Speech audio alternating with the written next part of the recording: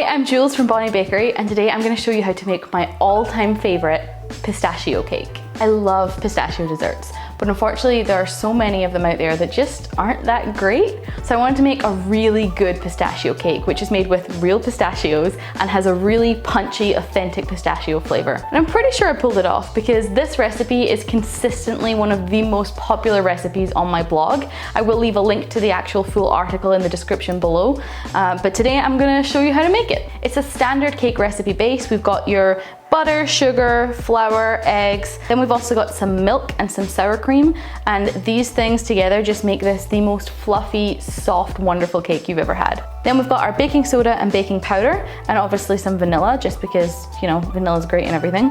The actual flavor of pistachio comes from two different things here. Well, three actually. So we've got some pistachio paste. You can get this online, you can find it in specialty grocery stores, or you can actually make it yourself. I made it in my last video, this exact batch, so you can flip back and see that if you want to. But it's really delicious, and it's just gonna give this so much flavor. And then we of course have some actual pistachios. These are unsalted, but you can use salted as well if you like. It doesn't really come through too much in the cake. And then we also have some almond extract, which almond is used a lot of the time with pistachio because it just kind of pulls out the flavor of the pistachio and really shows it off. It's a really nice combination. And then this is optional, but I also have some green gel food coloring here. All right, let's get started. So I am using my stand mixer today. You can do this by hand, or you can use an electric mixer, whatever suits you best. I like to use my stand mixer, and I'm using the paddle attachment.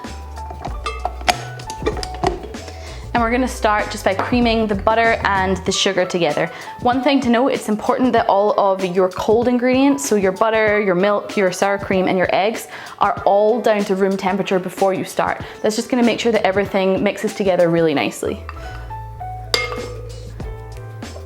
I'm just gonna pour in the sugar. And we're gonna beat this till it's really nice and pale and fluffy.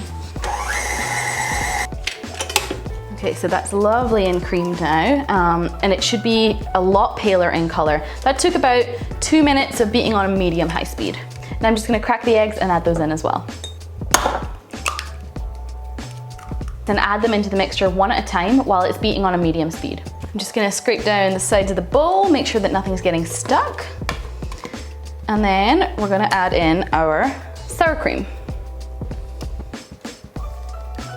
And again, just gonna beat that until it's combined. So now I'm gonna take my baking soda and my baking powder and my salt, and I'm just gonna add them into the flour. Just give that a quick stir around. And then this step is really important. So we are going to alternate between the flour and the milk. We're gonna add a third of the flour and then make sure that that's completely incorporated before adding half of the milk. Again, making sure it's completely incorporated, and then adding flour, milk, flour, always starting and ending on the flour. And it doesn't have to be exact, just roughly.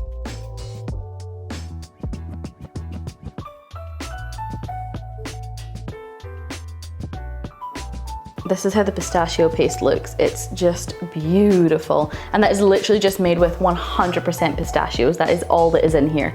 I'm just gonna drop that in there. Almond extract. So I'm actually using almond emulsion, so it's a little bit less than what you'd use with almond extract. You can usually find almond extract in the supermarket. And the almond emulsion I just order online. It's just a little bit stronger, and it's just, I like using it in my baking, but either one will work the same. And here I have my vanilla bean paste. Again, you can use vanilla extract. I just use the paste because I like all the little specks of vanilla that you can see in your baking. And I'm just gonna eyeball that.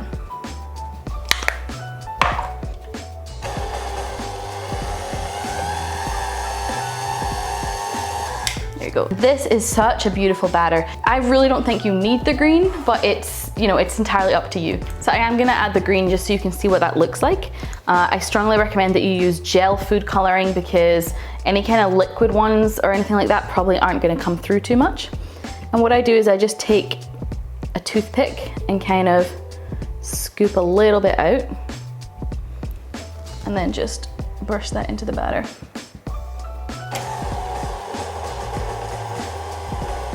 Okay, the batter is ready. It's this gorgeous pale green color. Okay, and lastly, I'm just gonna chop up these pistachios. You Could definitely have done this in advance, but I forgot. So I'm just chopping them really roughly. I like to have a mixture of like some really big chunks in there and some finer ones, so you just do whatever your personal preference is.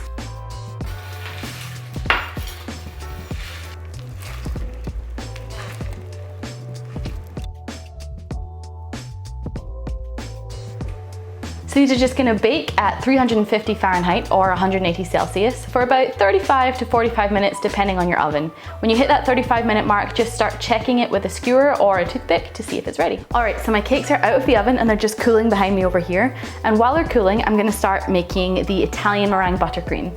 A lot of people are intimidated by Italian meringue buttercream because it sounds complicated, it sounds like a lot of steps, but it's actually super easy, and once you've made it once, you're going to fall in love and just make it over and over and over. So the process is basically we're going to make a sugar syrup, and then we're going to at the same time whip up our egg whites and make a meringue, and then we're going to pour the sugar syrup into the egg whites and make this lovely Italian meringue.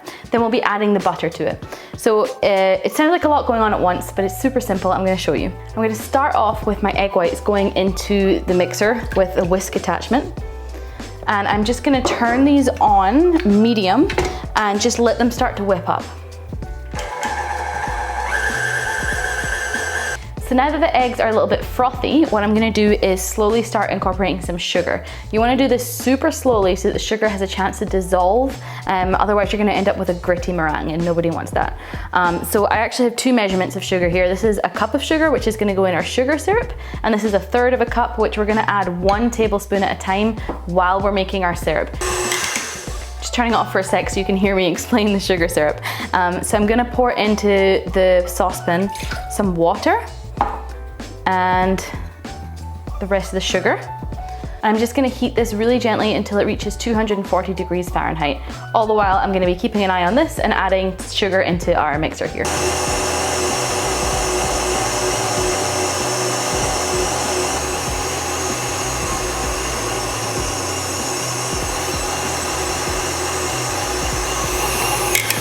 So that is all the sugar added into my egg whites. So you have a nice thick glossy mixture here.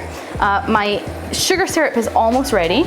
So what I'm gonna do once this is exactly the right temperature, I'm gonna turn the mixer back on a medium speed, and I'm going to very slowly pour the sugar syrup in while the mixer is still going. You wanna do it in a very thin, steady stream. All right, that is all the sugar syrup in. You wouldn't normally stop your mixer here, but I'm just turning it off so you can hear me. If you touch the side of the bowl, this should still feel quite hot now. And what I'm gonna do is I'm gonna turn the mixer back on medium-high and just let it keep running and keep whipping until the side of the bowl no longer feels warm.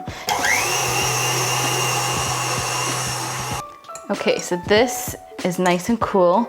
And what we have now is a really lovely Italian meringue. Now we need to turn it into Italian meringue buttercream. So what we're gonna do is, I have some room temperature butter here. I'm gonna keep this whisking, and then I'm gonna add these chunks of butter just one at a time until they're like nice and incorporated. This is why it's really important that you don't do this when the meringue is still warm, because it'll just melt the butter and it'll turn into a big gloopy mess.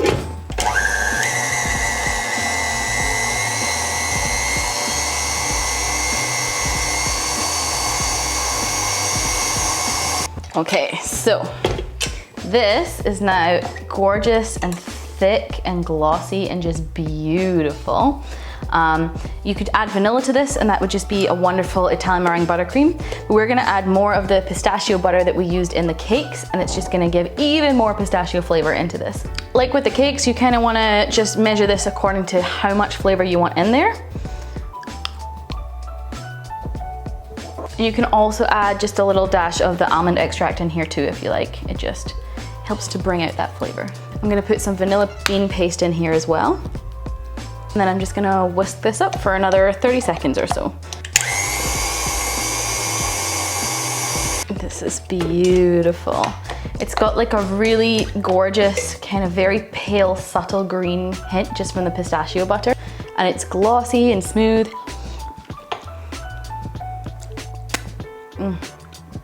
I could honestly just eat that with a spoon. It's like room temperature pistachio gelato. So good. So our frosting is ready and our cakes are nice and cool. What we're gonna do is we're actually gonna chop the top off because it always bakes with this kind of brownish color on the outside, but it's all lovely and green on the inside, and that's what we want.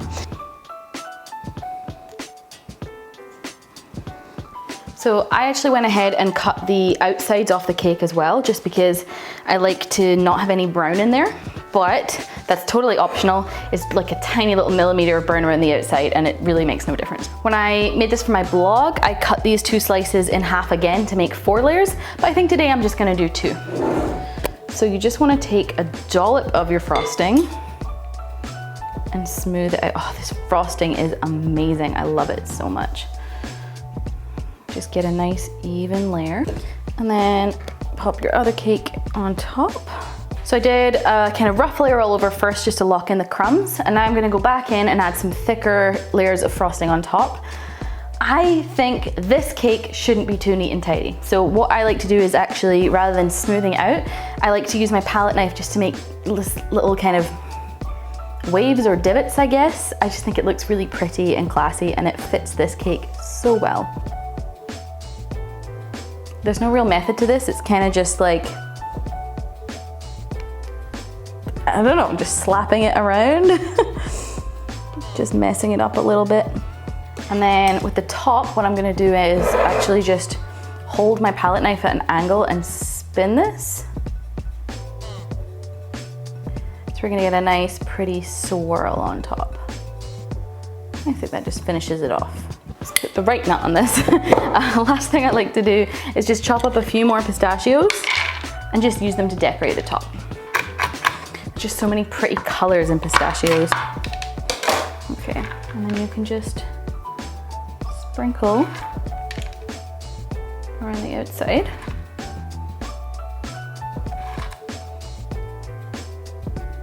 Like, pistachios don't need a lot of zhuzhing up. They're just so beautiful all on their own.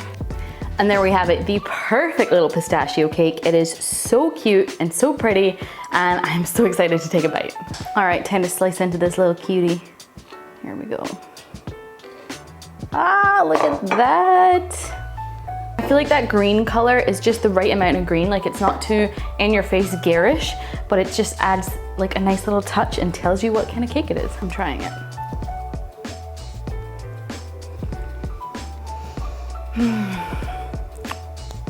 I took a much bigger bite than I meant to there, but it's so good. It's just so soft, and just the flavor is amazing. I keep trying to eat instead of talking. It's still my favorite cake. It's easy to see why it's one of the most popular recipes on the blog. It looks way more complicated than it is. It's actually a super simple cake, which is very impressive and just so delicious, and it's so easy to achieve that flavor. Thank you so much for watching. If you enjoyed this video, please make sure to give it a big thumbs up and subscribe, because I put out a new video every single week. You can also check out my blog, which has this recipe with all the tips and tricks and all of the ingredients in both cups and grams. And I have a whole bunch of other dessert recipes on there, including way more pistachio recipes. I'm off to go and have another slice of this and a cup of tea, so I'll see you next week, and happy baking!